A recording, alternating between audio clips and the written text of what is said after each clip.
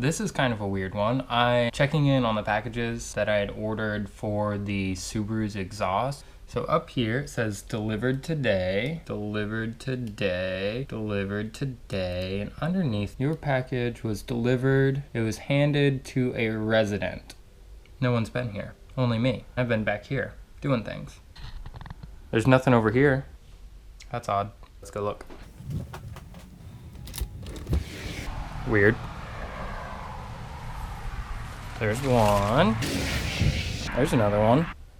Why would you say handed to a resident? Why not just say package left on front porch? No answer. Somebody could have stolen these off our front porch. It was never actually handed to me. It's not really cool at all. Unboxu, flange. Guys, gaskets, O2 bungs. In here, J-bend. Yeah, let's go. I'm changing my mind of how I want to do this.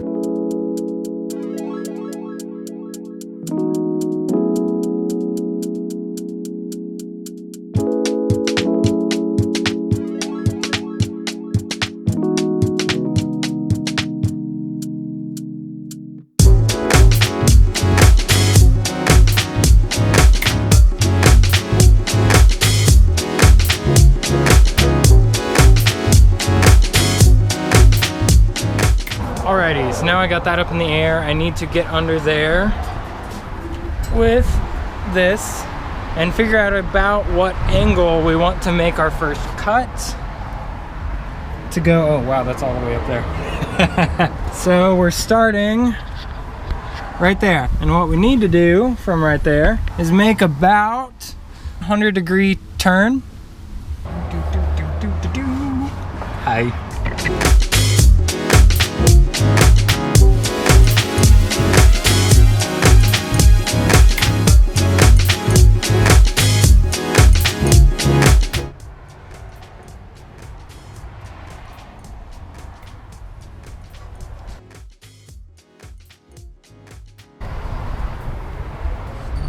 So that's about where the flange is gonna go.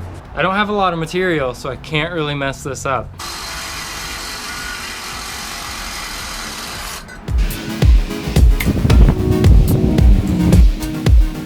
So I need to find some hardware so I can bolt the flange onto the headers, and then I'll be able to tack this together. It looks like it all lines up pretty well. Come here.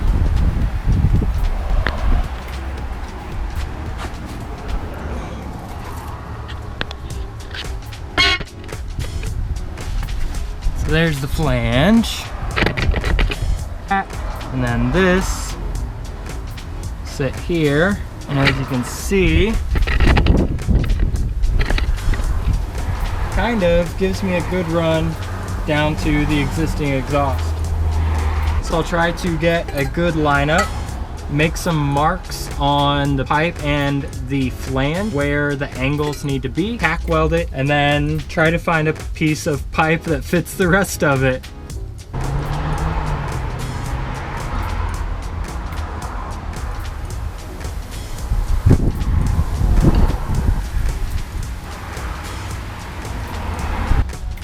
And for safe measure, up. That is up. Okay, let's get out the welder.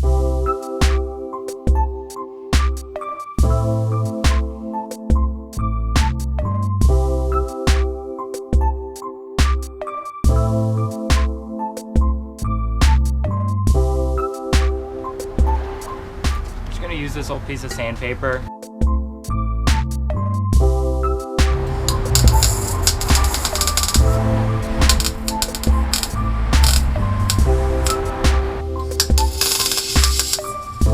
I'm by no means going to call myself an experienced welder, so I'm going to bolt this back up and see what other little bend I need to get. Okay, here's a look down from the front of the car.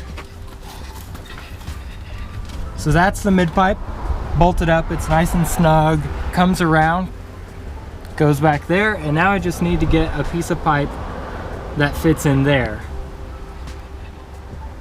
The only problem is I don't think I have the material to do that, but let me see if there's anything laying around I can cut up.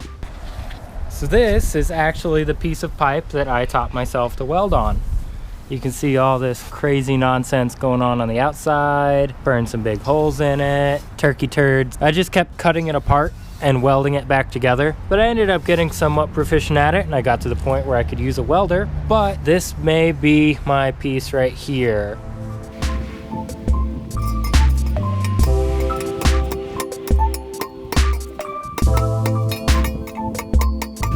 Apparently I did a really good job welding that bolt on. Now why I decided to weld a bolt onto the side of a piece of pipe, no clue.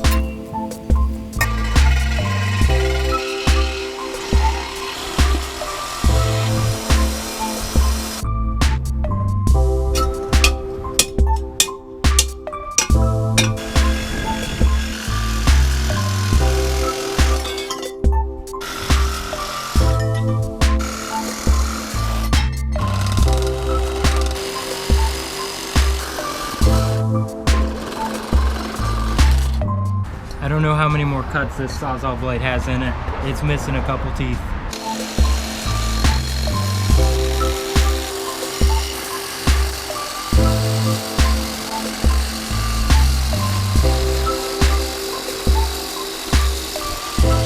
Several months later.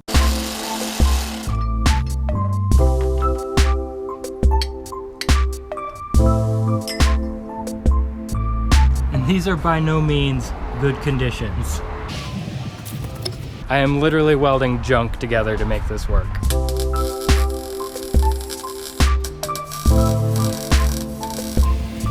It's like my best weld ever. Okay, so now to get the joint from the mid pipe to that little piece of junk I just welded together just right. It's a little wide. I'll have to do a little filling in. I've got to pull everything out there and weld it on the car.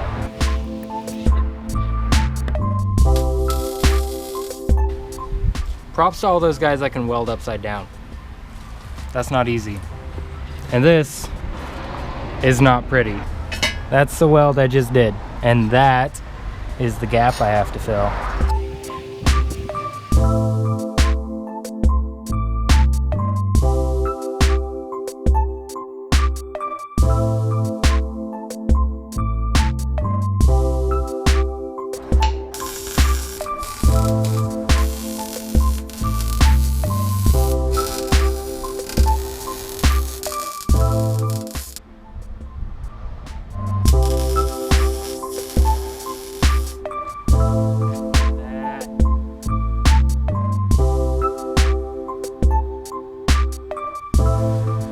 Now, I need to bolt this back up into the car, mark where this end is going to meet the rest of the exhaust because I am just welding all of it together.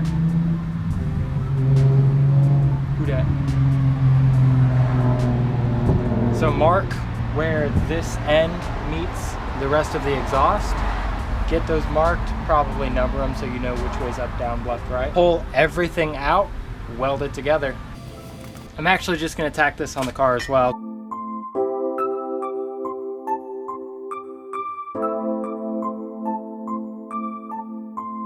Away we go.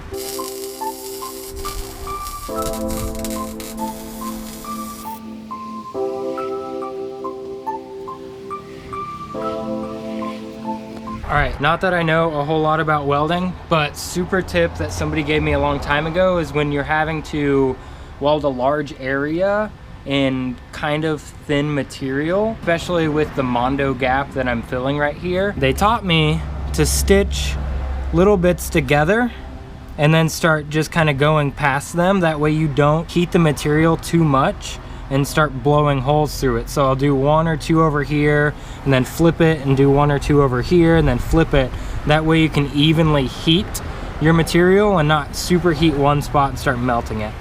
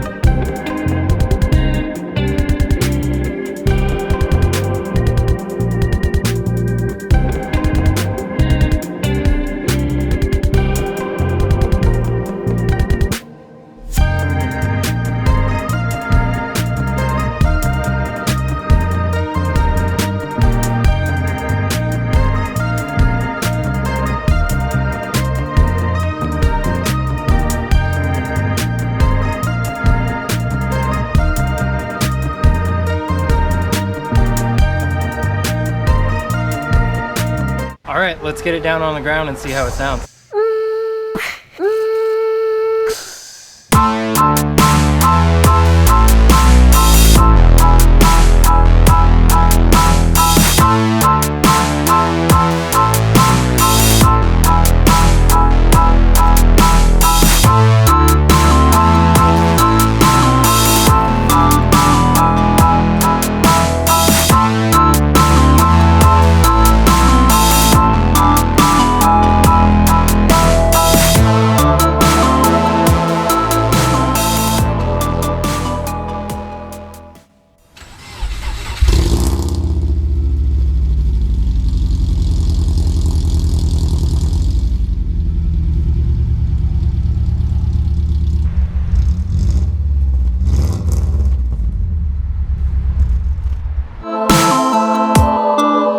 So as of right now, that's pretty much all done. I still need to drill the hole in it for the O2 sensor and get the O2 sensor bung welded in. So once I get all of that pulled out, checked for leaks, make sure the flanges aren't warped, O2 sensor welded in, we're ready to get back to driving the Forester.